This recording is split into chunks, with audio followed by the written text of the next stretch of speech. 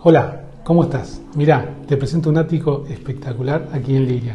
3 habitaciones, 2 baños, un salón increíble, todo súper luminoso, está todo pintadito y una terraza con unas vistas que te cuento.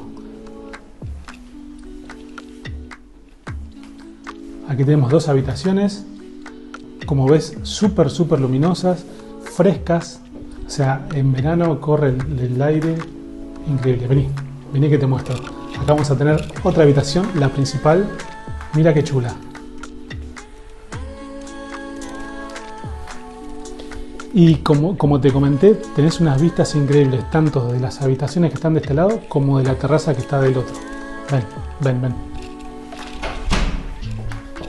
Cocina, que si bien necesita una pequeña reforma, está genial.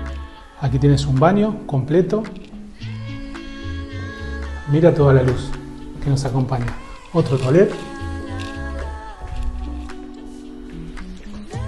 Aquí tenemos un pequeño trastero, pero bueno, es lo mejor de la casa esto. Mirá.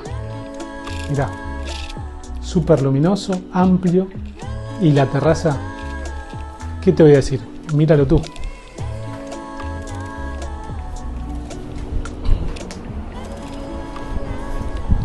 Imagínate aquí una tarde de verano con tu familia, con tus amigos, tus hijos, disfrutar de estas vistas.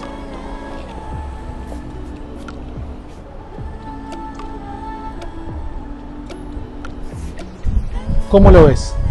Súper conectado, la autovía muy cerca, metro, Mercadona, Consum. Tenés posibilidad de comprar una plaza de garaje dentro de la misma finca. No te lo pierdas.